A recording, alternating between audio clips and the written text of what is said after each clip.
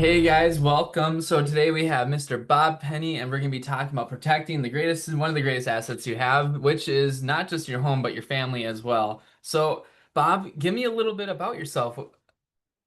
I'm a retired police officer. I retired in 2016 from the Champlin Police Department. I was a police officer for over 32 years, 26 years with the Champlin Police Department.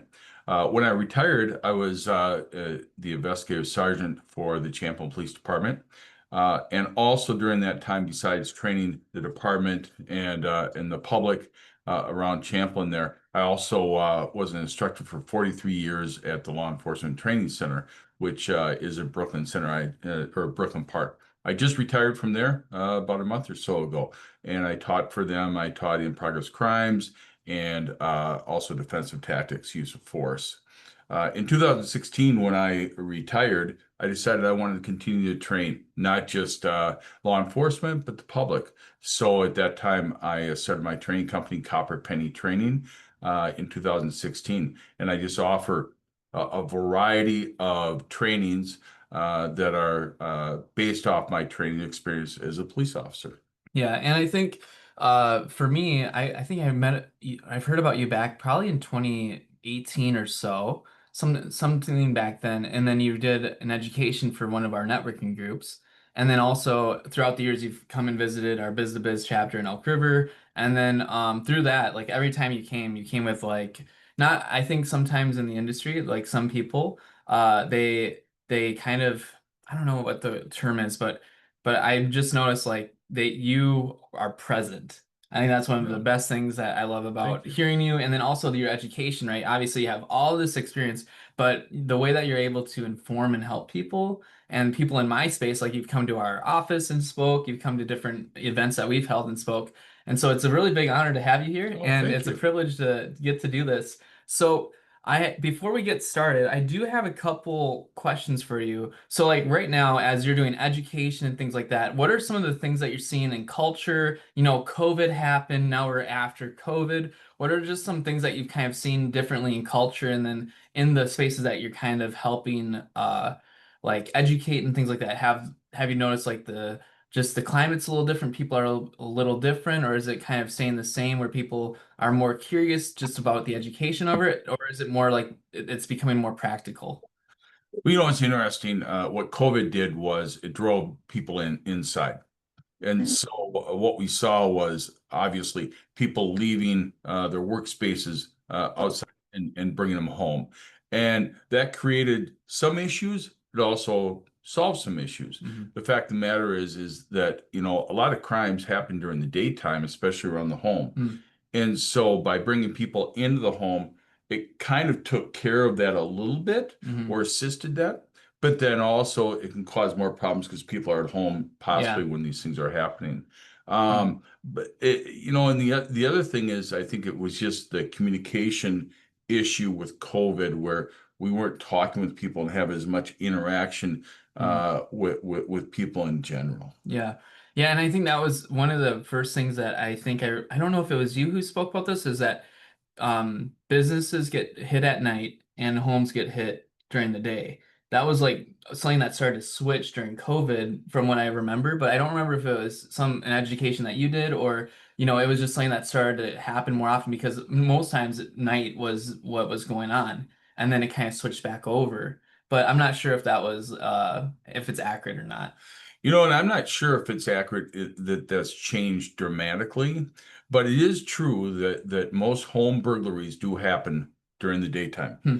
which made sense, back before COVID because most people weren't home. Hmm. And most business burglaries happen at night Yeah. for the same reason. People aren't normally at the business. Yeah. So I don't know if that's changed a lot, but I think maybe what possibly has changed is the fact that if the burglaries are happening in the daytime, there's more people around their homes, and so people are more aware Yeah. of what's going on, and it could be resolving those. But Yeah. I don't know if it's changed the dramatics of that. I would think it would, Yeah. but certainly most home burglaries happen traditionally during the daytime.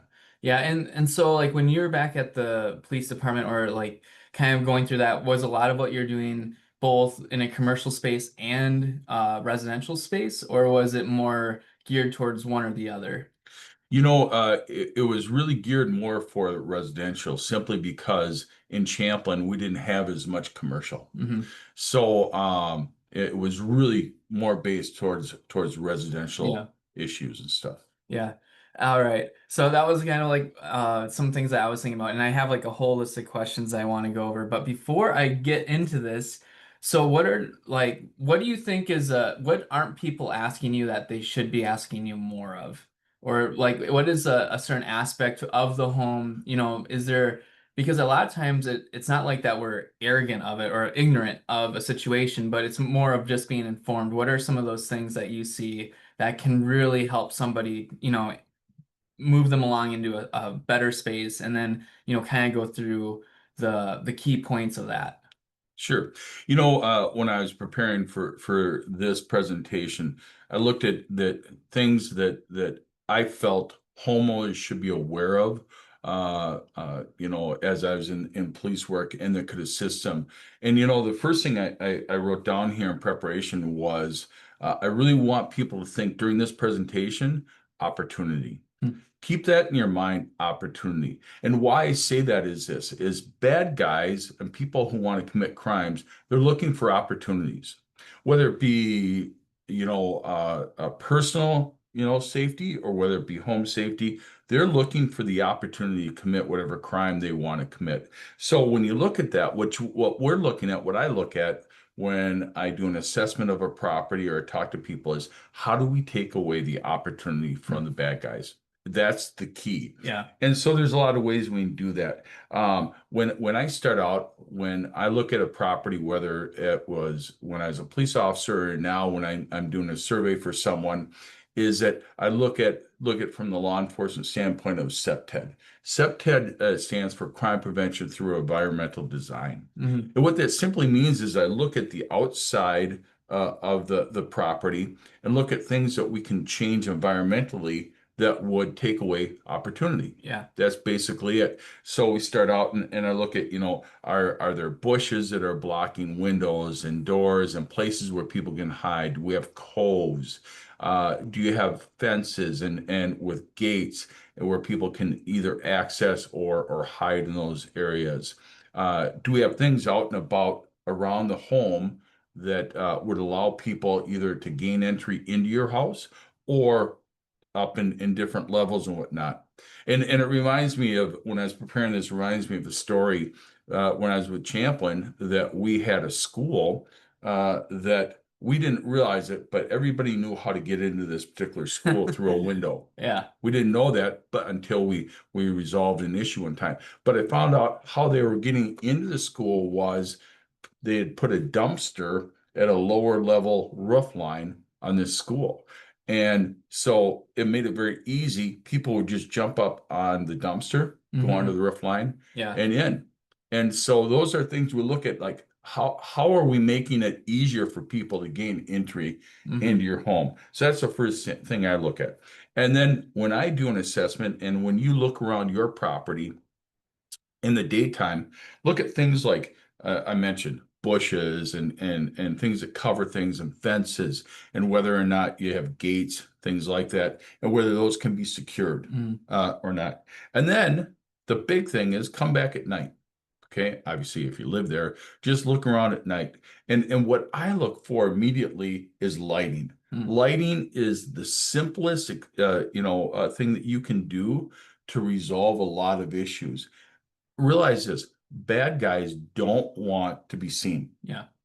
And so I put on, and I think you might have put it as a tease to this the other day, but I put on my website the other day that I came home later at night a few weeks ago, and my lights are on the outside of my house. My neighbors to the right and left of me were on, but there was a whole bunch of homes that were not lit, dark Hmm. areas where people can hide and be. Yeah. And again, come back to that word opportunity. If someone's looking to break into something, unless there's a specific reason why they're going to a specific home, Hmm. they're looking for the best opportunity and the easiest place where they can commit their Yeah. crime.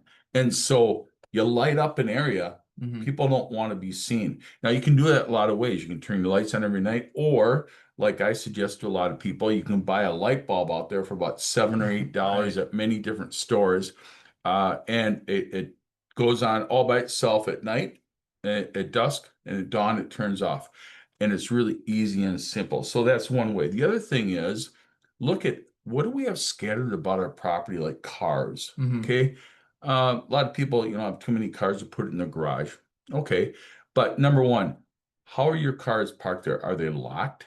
You wouldn't believe the amount of times, and we discussed this before we came on air here, is that thefts from motor vehicles. Hmm.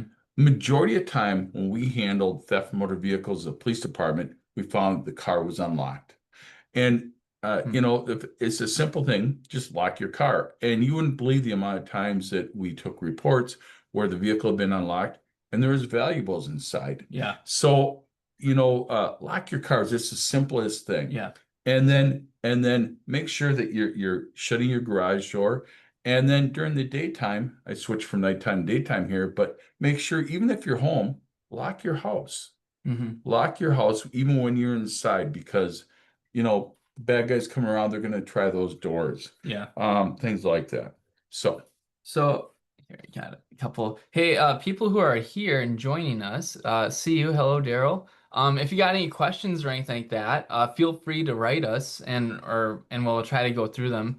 So a couple things I took away, right? One is lighting. And lighting's an interesting one because like you have so many types. You have automatic lights and you got all these different great tools. I think one of the things that I've learned hanging out with you is like automation is key, where you don't have to think about it, it's just a routine thing. You're just going through your day. And so one of the questions I have then is when it comes to front doors, and are you suggesting people, usually have blinds at night? Do you are blinds a great way to kind of hide the valuables inside, or is that even something that it's kind of like what from a law enforcement standpoint, what kind of things to a house are you looking at after lighting?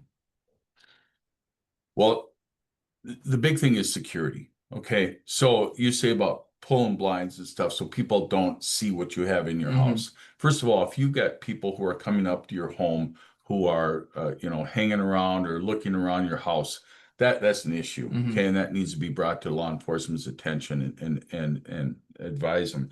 But the big thing is to secure your home. Hmm. We talk about you wouldn't believe how many people leave their door, and I'm not calling back people, okay, if you do this, but leave their door unlocked from their garage into their house. They do it all the time. And the thing is, you might say, well, I've got a garage door, right? An hmm. overhead garage door. Well, the problem is, especially if you leave your car unlocked and you leave your garage door opener in there, which happens a Yeah, lot. that's one of the most common ways. Yeah. People will just bad guys will open your garage door. I can tell you Hmm. about several instances that we handled in Champlin that happened. Yeah. And what do people put right inside that door that leads from the garage into the house? You put your keys to your car. Usually women put their purses, they hang them up there. Nothing wrong with that because they're Yeah. accessible, but the bad guys know that too. So Hmm. really security is the biggest thing. Just lock up your Yeah. house, even if it seems kind of weird on that, even when you're home. Now, as far as shutting your blinds, I mean that's a good idea. I Hmm. mean, just from a privacy standpoint, if you want to do that. But more realistic is just be aware of what's going on Yeah. around you. And that brings me, I'll talk in a little bit about this, but be a nosy neighbor Hmm. and have nosy The neighbors. Minnesota nice in me is like, what? Exactly. Well, My wife's like, finally someone said it because every time we go home, she's like, what are they doing? What's going on? And I'm like, dude, just let them be. hey, you know what? I'm going to date myself here for a second. Maybe some people watching this will understand this, but there used to be a show on there called Bewitched. Hmm. Bewitched was a show from way back when I watched as a kid. Is that when the like first TV came out, or is that? That was right after the horses. Yeah. But anyway, but there was a lady on there who was a nosy neighbor, and her name was Gladys Kravitz. And Gladys was one of those women who would always be at the window and she'd be telling her husband I don't remember his name, but that about what's going on in the neighborhood. Yeah. And people hate that, right? It's Hmm. like, why does so and so, why are they always in our business? But in this day and age, we want a nosy neighbor. We want someone who's watching. My neighbor, I won't say her name, but she's a great gal. But she was watching a few months back, in fact, last year. She watched our neighbor's car get broken or stolen. Hmm. Oh, And she's really? like, well, I saw the car leave, but I thought it was the daughter. And then the neighbor calls and goes, did you see anything? Oh, yeah, Yeah. I saw it leave just 5 minutes ago. Wow. So being a nosy neighbor is a good thing. And, Yeah. and and by that, it's not just like just being nosy, but doing something. Like we chatted ahead of Hmm. time. Apparently there was some contact with somebody from last night when one of your workers was in a house and had an open door. Yeah. And so they saw that.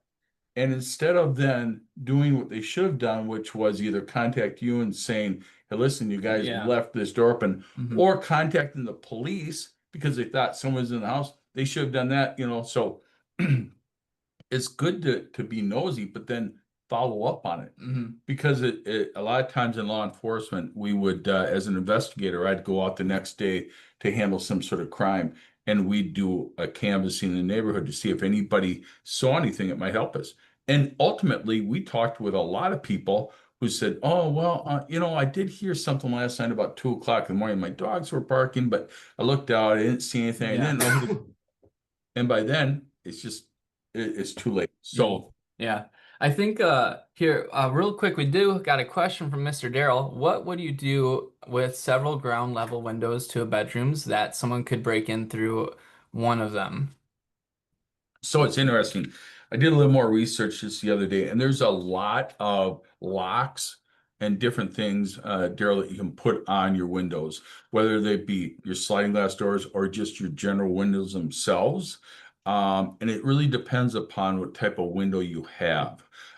We talk a lot about for like sliding glass doors that so you can't lift them up out of the track to get in, which is a common way people get in is that you can put screws at the top of your track so that it limits the ability of Mm. that door to be up. Hmm. Again, certain windows, casement windows, different things, they can do the same thing with windows, lift them up. You can do the same thing and put some screws in there to make sure that they can't get lifted out. You can also Yeah. put some Good. screws and things on the side so that they can't get pushed too far open. But there are commercial products out there, and it's very easy if you go, the Let's go do internet our really info is. commercial. This is brought to you by Amazon. It's like, Well, I went on the internet just the other day just to see what's out there. And if you go on the internet, which is pretty neat, you can look at a lot of different locks that are really easy to put on, like windows that will keep them shut and will allow you to be yeah. secure. And I think too, there is a way to kind of prep for those things. Like one is when it comes to windows, from what my experience, right? Sliding glass, like sliders, you can put things at the bottom on the inside, right? So that they don't pop up. So like there's like little hooks. Sometimes the manufacturer will have something, but a lot of times, you're right, it's the pushing of the track. So it's like some people put like a piece of wood to stop the door from opening Hmm. certain much, which does help very well. But it also just being knowledgeable about, go over there and just kind of lift it a little bit and see if it comes out. Because I think that was another question that I received yesterday in preparing for this is about Windows. Is it when you do have windows and things like what are they called? Like different types of windows. What is the most practical window when it comes to safety? Is it a casement window that you crank, or is it double hung, or is it really just what type of like mechanic you have that's just stopping it from opening? I really don't know the answer to that. I'd have to research a little bit. I don't know which one is safer than another. I think they Hmm. all have general pros and cons, Hmm. on how they open and the easiness of that. But so I think you'd have to look at the individual window and then see how that window operates and then either get the proper lock or whatever Yeah. to secure that. But I think they all have pros and cons. The big thing I would say is that certainly in the evening, make sure windows and areas are shut. That's one thing when I Mm. walk around a home or a building, I'm looking at what is the security of the windows and doors at that place. Hmm. So, I mean, yeah, we can certainly talk about windows and how to keep them secure, but also it's just making sure that they're shut and they're locked. Usually in those situations, you're going to accomplish majority of your goal.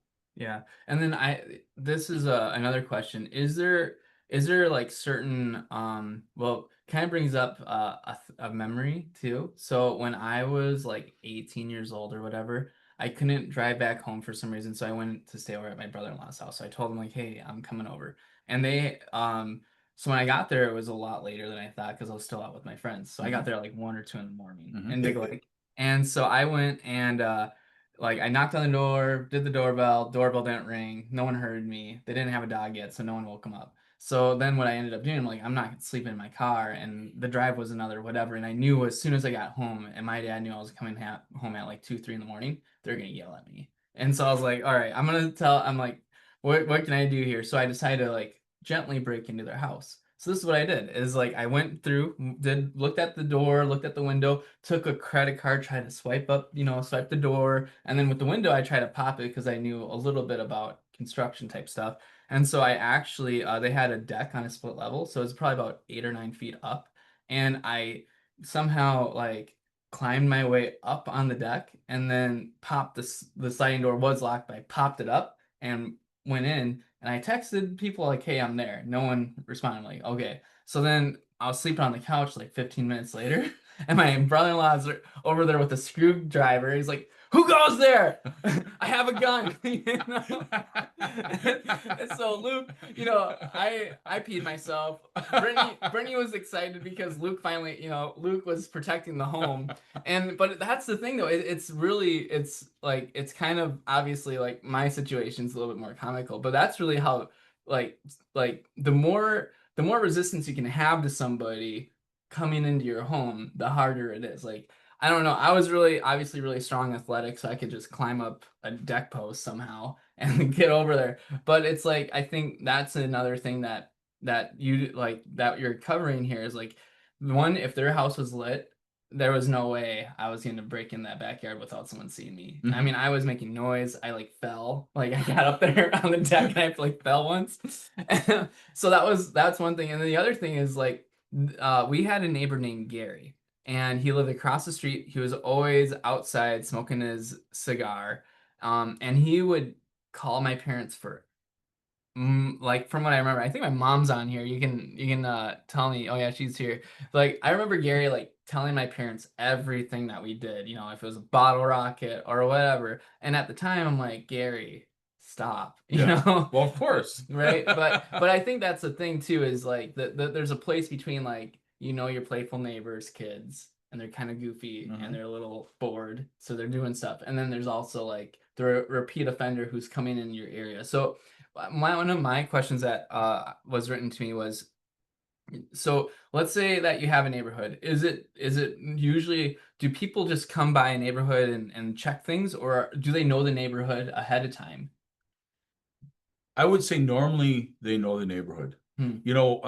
When I talk about car break-ins, and when the kids call what the young kids call breaking the cars car shopping. Hmm. That's what they called it. When we arrest them, they'd say, "Well, we went car shopping," and what they meant by that was, and it's usually about a 11 to 15-year-old somewhere in there, Yeah. okay, and they'd go out and they're just usually during the summertime because they don't have school and all that stuff. They'd go out and they would just walk around the neighborhood at night and they'd just try car doors that were unlocked in the driveways and on the street. Hmm. And they'd be looking for change and and cigarettes and just similar Yeah. silly The things like important that. things. Yeah. And so those things got stopped simply by locking your car. Hmm. Now, if we would get a car that was broken into where the window was broken, those aren't kids looking for stuff like that. And typically that's because somebody left something of value within their car and someone was walking around and or knew about it and saw that and they wanted that Yeah. valuable item. But normally those things when they happen, unless it's a professional deal, and there are some of those, normally it's just people are in the area and they got an opportunity. Hmm. they looked and there was something there that they could get or obtain in some way, and it was an opportunity. Usually they just happen to be in that area. Yeah. And so this is a good question, I think, that is, so for example, like my upbringing is like, oh, we won't call the police because one, the kids will never, the person that did it won't get caught. We're not really helping anything and we're wasting time. What is your thought on people that think, hey, like for example, like the neighbor that you had, oh, we saw somebody kind of check out a car, but then they actually took it. But like, when was the point they should have called the police? And from a perspective of law enforcement, are you wasting someone's time when you're calling them and you're like, oh, they got better, bigger things to deal with than car shopping or something like that? That is such a great question. I'm glad you asked it. I really That am. one I thought of. Okay, well Yeah. then, it's all you, Mom. You did well. But anyway, it's a great question because I alluded to it a few minutes ago, where the next day we have a crime and we go out and we're canvassing the neighborhood, which means we're talking to people two or three homes on either side and across the street from wherever that crime happened, Hmm. to see if they heard or saw anything for clues on how to resolve this. And typically that was what people would say. They say, well, I didn't know who. Here's the three reasons why they say they didn't call. Okay, it's really typical. They said number one, I got woken up and I looked out and I didn't see anything. Okay, typically it's dogs barking or something going on there. I didn't see anything. Okay. Hmm. Number two, I didn't know, should I call 911 for this, or am I going to get yelled at, Yeah. or Yeah. is that the wrong number? And Hmm. so, and I didn't know the non-emergency number. Believe me, nobody knows the non-emergency number to the police department. It just isn't, it Yeah. isn't easy to find. Okay. So they'd Yeah. say, I didn't know that the number, and I didn't know whether I should call 911 or not. I thought that was for emergencies Hmm. and I didn't want any problems. And then number three, they'd think, well, you know what? I don't see anything. I don't know who to call. And so, well, I'm sure it's nothing, and go back to sleep. Yeah. So here's the thing. Number one, 911 is your number. Whenever you need the police or you see something, call Yeah. 911. That's your number, okay? Don't be afraid. You'll never ever get yelled at by a dispatcher for calling 911 unless you call for something like this. They'll yell at you if you call and say, I understand Champlin's having fireworks tonight. What time do they start? That's not a law enforcement situation. And I see Daryl laughing at Yeah. We Daryl. all know those Hopefully ones. you didn't get, It's all but right, anyway, Daryl. but the This is fact an honest, safe area.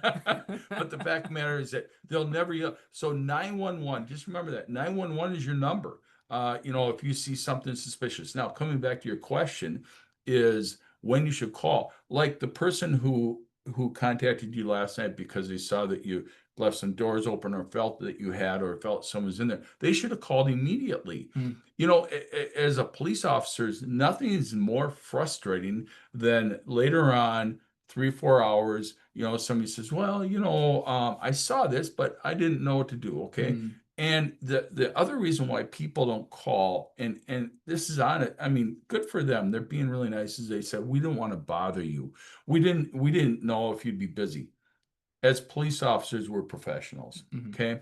We prioritize everything. If you call me because there's a dog barking in an area, we're going to handle that. Okay.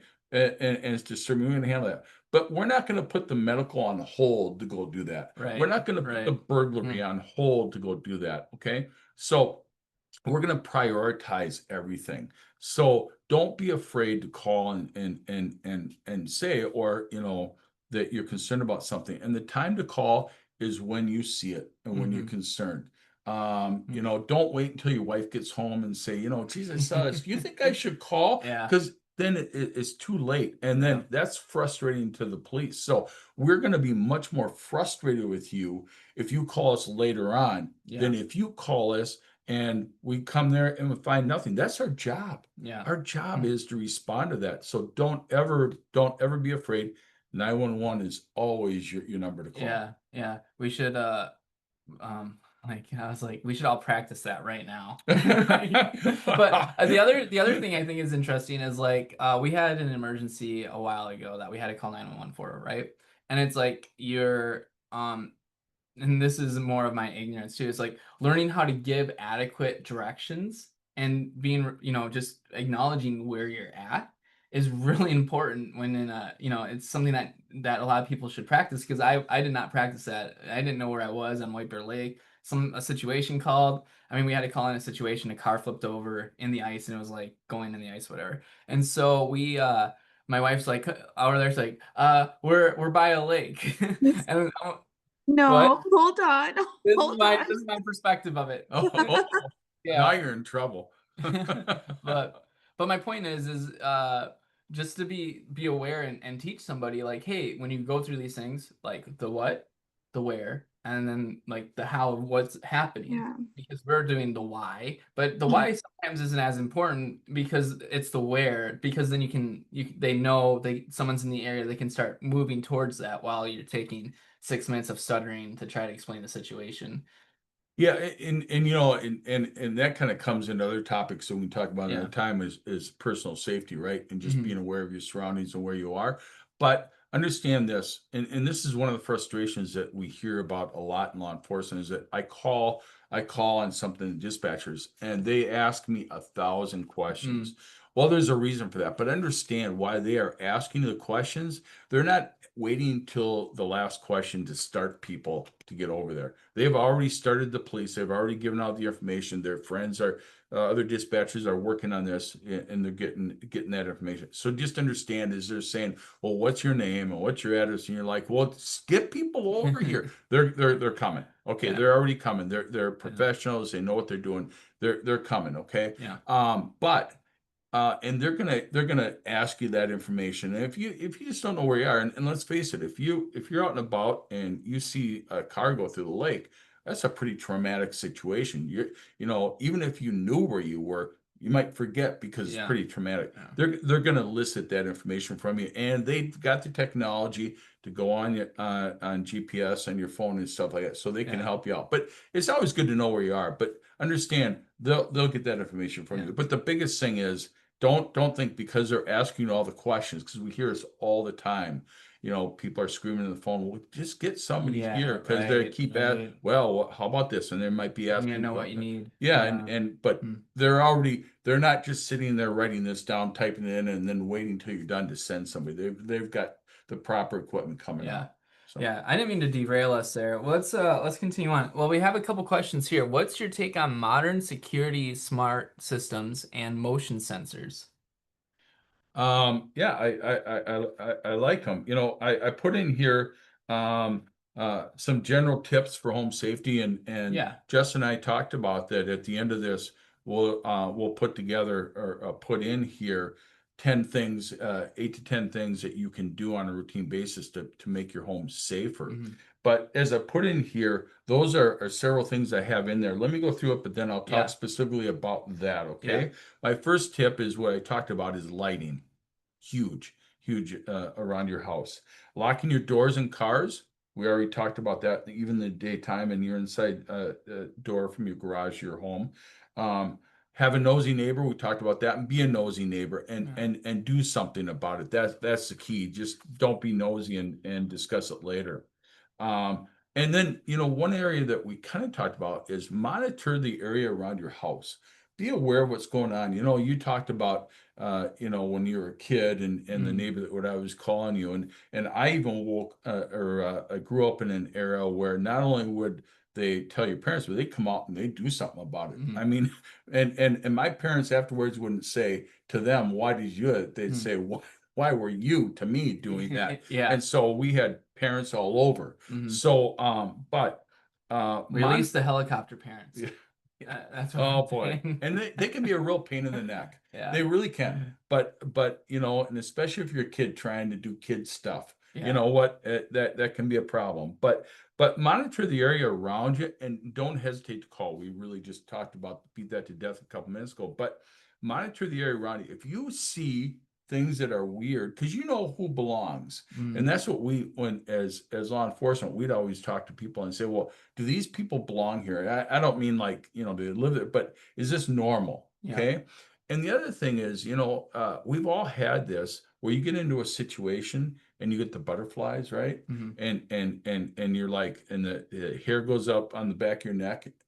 listen to those things. Okay, don't put those off and say, hey, something's going on here. I don't feel comfortable with this. Mm-hmm. And now start evaluating. And those are the times that, monitor what's going on and give law enforcement a call if you need to. Don't be afraid to do that. Yeah. So monitor your area. Smart doorbells. Okay, that comes down Yeah. kind of into your area a little bit there. The Ring cameras. I think they're really good for a lot of different reasons. And there's a lot of manufacturers that make them. You don't have to go with just a major manufacturer, but a lot of them that make them.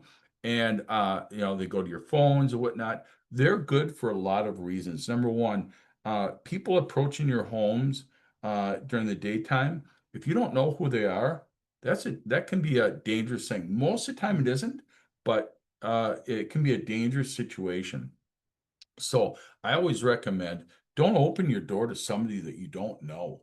Okay. The fact of the matter is that we don't know why they're there. So either talk to them through the door. If you've got one of these cameras, you can talk to them through that. And figure out what's going on. If you have to open the door, have a barrier in between yourself and them, like your screen door or your door that's locked. So there's a barrier in there so that you don't open it and somebody just comes right in. Yeah. But I like the video doorbells. And more police departments are asking people to kind of register those doorbells with them so that when they get a crime, yeah, they can look they right can up. contact people and they'll show them those videos. So I like those from a security standpoint a lot. Security cameras are good. I don't have any Even if problems they're with those. pixelated, you ever see those? Like for some reason, whenever there's a bank situation, that Yeah. it's like this big blob of somebody moving, and you're like, "What's going on?" Yeah. Well, it's important no matter what you get to get quality. And you can really buy a lot of quality things for pretty cheap nowadays. Yeah. There's certain cameras that I suggest to people, and I'll be honest with you, I don't have security cameras. I don't feel the need where I am for that. But security cameras are good just to monitor what's going on, and not so much even when you're there, but when you're not there. But I have a lot of friends who have these cameras, and I've got some ideas on what cameras to use. You can get fairly inexpensive cameras that come right to your phone, monitor that, or that record your information, for later. Pretty inexpensive, but I think it's a good deal. The only thing I always caution people on is like security cameras is what cameras do is they capture an incident. They don't prevent an incident. Sometimes they can if somebody says, "Oh, there's a camera there," and so I'm not going to go to that home. But just understand that if you haven't done other safety precautions or whatnot, it's going to capture what happened, but it may not necessarily prevent what happened. Yeah. And then, the big thing, and I saw this again when I was doing some information, one of the big things is dogs. We used to tell people all the time in law enforcement, if you have a dog, it doesn't matter how big the dog is, whether the dog is, hopefully you don't have a vicious dog, but I mean, you'd be surprised at how territorial dogs are and how protective they are. If somebody comes to your house, but just the fact that you have a dog there that alerts you if somebody is in or around your home or whatnot, they're a huge deterrent. A bad guy, if they know there's animals there, or they approach a home and there's a dog barking and whatnot, 9 times out of 10 they're leaving. Wow. Number one, they don't know if that dog is going to bite them, but number two, you're making a lot of commotion, noise, and they don't like that. Yeah, mine make noise even when there's nobody around. Yeah. Again, that with nosy neighbors can be an issue sometimes. There's pros and cons. We are those people. Yeah. We're gonna be okay, Justin. We're gonna be just fine. Good job, Poe. We got Poe who barks nonstop. And your goats probably alert I was you gonna too. say, I mean, you need to update the goats because they will eat those shoes right off the feet. They will not stop. They're ferocious with those little 6-inch legs. So then, and I have down here, secure your gates. Like if you have a fence, you don't necessarily have to put a lock on your gates, but like I've got those child hooks on my gates. People can take them off, but what it does, it stops people from just generally coming in the yard. Yeah, it's coming in the yard. And then alarm system always come up. alarm systems are always, should I have an alarm? Well, again, um, if you look at that, there's a lot of different types of alarms out there. Alarms are only going to alert you if there's an issue, but at the same time, it can alert you if there's a door that gets opened or glass breakage, things like that. So it's certainly something that is dependent upon what your needs are. Hmm. And again, alarm systems are nowadays are relatively much more affordable than they Yeah. used to be. And then the last thing is just smart locks on your doors. Now with the technology, you mentioned technology earlier. With technology now, you can set your thermostat on your phone. You Right. can you can open your garage door. I got friends who do that. They see me coming, they open it with their phone. And the same way with smart locks on your home. Hmm. Whether it be a digital thing or you can do it through your phone. Yeah. It all works. So Yeah. those are some of the things with technology that can work. So Yeah. So I got a couple more questions here before I'll take another question that Ariella just put on there. But what about this one? How can parents talk to their kids about safety without creating fear? that's a good question. It's a really good question. You know, we used to have, and I don't know if in the schools, they used to talk about stranger danger and things like that. I think it's just as you're raising your kids, you're always talking about things to be aware of Hmm. and watch out for. And I think it's just a continual conversation with your kids to talk about what to look out for, but not to be afraid of everything, but just through every day. I ponder this because my kids are my 41 and 36, and I've got grandkids. And I guess I haven't really thought about it a long time, but it's a continual conversation about just being aware of your surroundings Hmm. and not being in places where you probably shouldn't be, or if you feel that also that the butterflies or feel like something's wrong, to get out of there. And I'll be honest with you, one thing I told our kids as they're growing up and they knew this is they could always use myself or my wife as an excuse. In Hmm. other words, as they got into those teenage years, and if they got into a situation where they didn't want to be at a party or something like that, and someone's like, "Here, you should drink, or you want to smoke dope or something," and they're like, "No, I can't." And they're like, "Oh," and start calling them names and go, "No, my dad won't let me." Yeah. And Hmm. they, "Oh, your dad's a whatever Yeah. jerk." And I told him, "Yeah, you can say, yeah, my dad is a jerk, but I got to live with him." Hmm. And so therefore, and I'll be honest with you, I told my cops the same way when I was a supervisor. Said, you can use me as an excuse, so but I think as you're raising your kids and just making them aware of those areas, we don't have to be afraid of everyone, but when they feel like things aren't Yeah. right, to say something or do something. Yeah, and I think too for the Minnesota nice culture, right? And I'm guilty of this for sure too, is like we especially where how I grew up is like everyone's a friend, and I went to however many houses without knowing anybody, and I was just out and about. And I think looking back now, the culture I think we just have to remember the culture's changing a little bit. And for example, like where you were in Champlin and how this, not that there's anything wrong with the cities, you just have more people. How those cities kind of pushed out. Elk River is starting to feel that, and some of the suburbs now are starting to feel that next wave of people. And so you go on the Facebook apps and stuff like that. And like we just had one yesterday in the Zimmerman page, like, hey, they had a video of somebody breaking into a car and grabbing something and then trying to take off with the trailer. Well, those things happen too, is like they're people that are familiar with the area, but also it's like taking that step and be like using your voice, using that ability to be like, hey, this is weird, call the police, you know what I mean? And then because we get so many different things going on. So I think it's like helping your like the younger kids like, hey, it's okay to trust and these people are here to help you.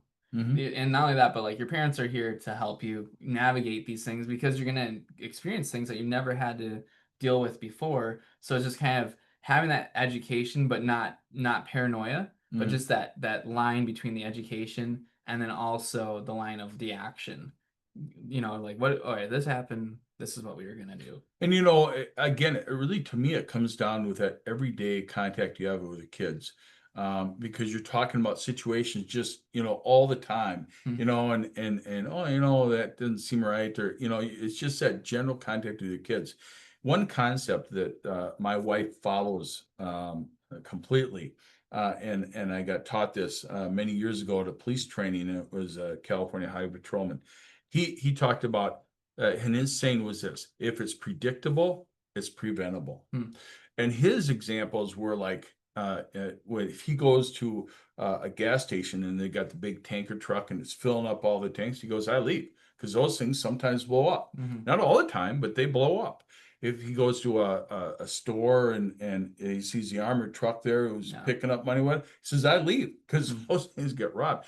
And so and to bring it in a different perspective, you look at situations you can kind of predict. I mean, it's anything. You look at this and you go, well, that it's just, if it's predictable, it's preventable. Yeah. And so if you look at situations, you kind of say, well, this is a bad situation. Like I always say now, and nowadays, if you go down to Minneapolis on a Friday night at 12 or 1 o'clock, you're looking for trouble. I mean, because things happen down there. Nothing against Minneapolis, but we know that a lot of things happen down there. Yeah. So don't go there during that period of time. Yeah. So that guy probably doesn't fly Spirit Airlines. He said he also doesn't run on the treadmill. Yeah, because people die on those. So whatever. Like he avoids Taco Bell. It's like he lives a Yeah. pretty satisfying life with He stays in his house all the time. Yeah. COVID was the best thing that ever happened to him. There are pros and cons to everything, Justin. Pros and cons to everything. All right, I got a couple more here. So this one's for Ayala. What's the most respectful, secure way for contractors to manage key access or lockbox use used to help give homeowners peace of mind during their project? This is not because of an incident that we have had in a couple days. Like yesterday. I think probably lock boxes are probably your best way to secure it. I mean, you'd be a better one to talk about that, because I don't know all of the different items out there that you can use. I'll tell you, when I have people over, that first of all, who I hire, and Justin's company did a lot of work for my dad here recently, is that first of all, I don't hire people that I believe are trustworthy, and you meet them ahead of time.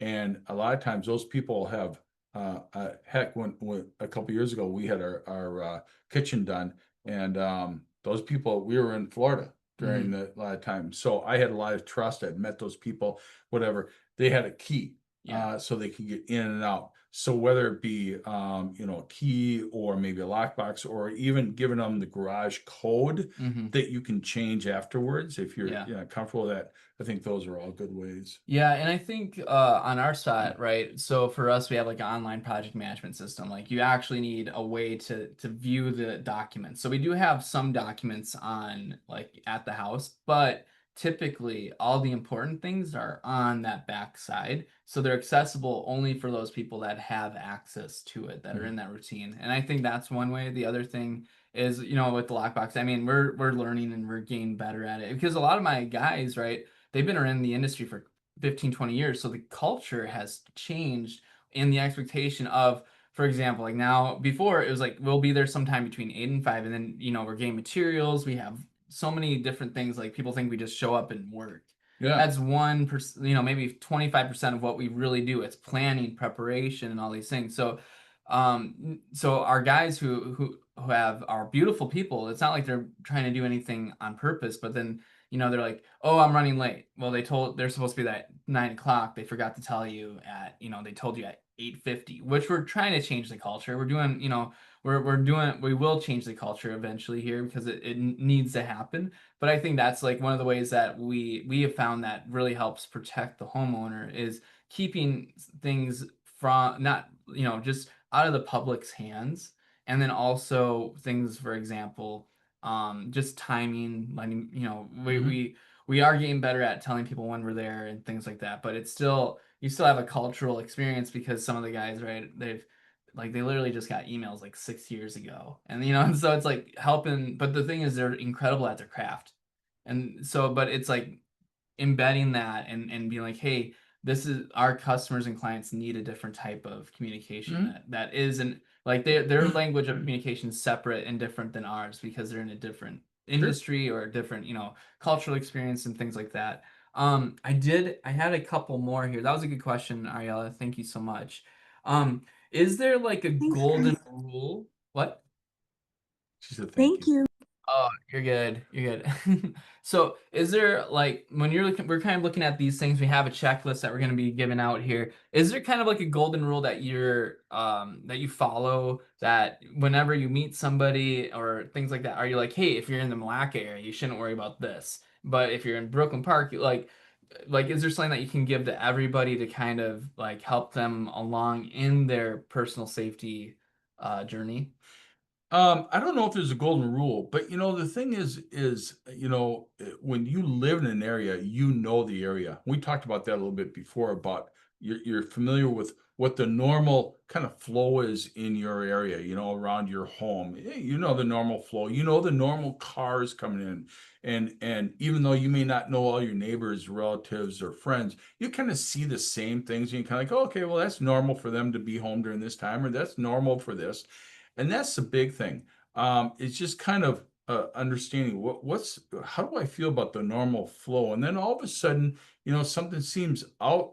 All of a sudden there's a strange car parked out in front, and it's like I don't recognize that car, Yeah. and so then you kind of start monitoring. So I think it's just really being, you're aware of what's normal in your area, and let's face it, anytime you start traveling outside of areas that you're familiar with or you feel comfortable with, whether it be outstate or whatnot, we start being more alert, right?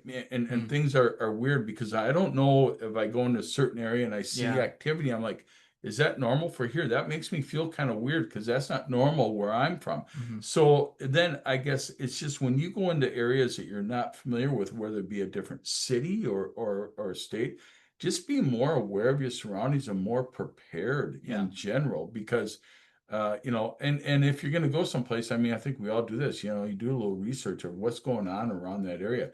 Again, I talk about Minneapolis. I mean, we all know from all the news reports and St. Paul a bit too, that when you hear about shootings and stabbings and different things, it's usually kind of in a generalized area there. Yeah. And also it's a lot of time in the evening, Hmm.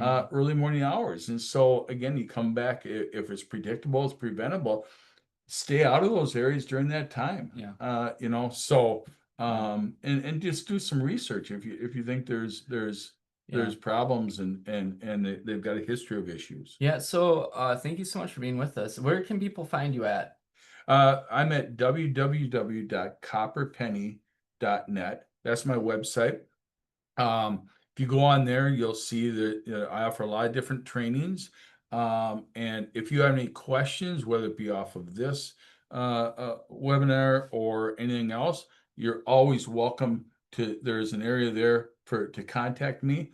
Fill it out. I'll get Yeah. back to you in a rapid fashion. Hmm. So, And I did want to say for those that are watching the recordings of like this, there is one that will be available, but a couple things that Bob didn't really talk about. Some of my favorite trainings that we did is the personal awareness training for like the workplace. He came, we spent like 3 hours together talking about how we're communicating, how we're learning to de-escalate a little bit. Am I the best at all those things? No, but I'm learning. And the other part though that I really think a lot. Especially Daryl's on here. Daryl works with a lot of different ministries and he does jail ministries and stuff like that. Him and his wife Judy are just beautiful people. Um, he has a training for I I'm gonna just say it out like I'm trying to think of different language here, but with trafficking and the awareness of human human trafficking, trafficking, human and then trafficking. there's another one that I can't think of, but so like human trafficking awareness, things like that. You have dealt with so many different people and situations, and he's such a great resource to have come if you have any type of events or anything like that. You did one of those for one of my networking groups where we went through kind of the culture of it and the findings of how do we help prevent those types of things. So he's Bob is an incredible wealth of information, and not only that, he's here, he's real, and he has a great way of communicating in a normal language so that you can understand, right? Thank you. So yeah, is there any other questions or anything, guys? I would say one thing before we end all this is about the human trafficking training is that in 2019, I was all over the state for the Native American community. And I was hired by a community to go out and to do that. And I did a lot of training on human trafficking for the public and for businesses like hotels and things like that, and casinos to be specific. And so, just talking about changing our paradigms about human trafficking, Yeah. how we look at that, and also what we can do if we spot issues and what to look for. So, Yeah. so certainly that's something that I'm very familiar with, and I offer to the public Yeah. is human trafficking training. Yeah, and one more that kind of that goes alongside of that just a little differently is so for example, like personal awareness when it comes to ladies in public, and I think that was one of the most powerful trainings I remember is just talking about using your voice and looking at spacing, because a lot of times it's we're just going out through our day and something weird happens, so it's like being like, hey, this is actually happening, you don't ignore it, just like that little feeling inside, the butterflies are coming, so acknowledge it, and then what's next? What's that next action? And that was yeah, there's a lot of good. I've learned so much. Learned a lot. You Yeah. know, the word I used for this to start out was opportunity. The word I use when we talk about personal awareness is preparedness. Mm, And there's a lot of different ways we talk about, but preparedness is huge in any situation, but especially for that. yeah. Yeah. Well, thanks guys for joining. And Daryl, yeah, thank you so much for hanging out with us. And you and Judy are awesome and a blessing. We love you.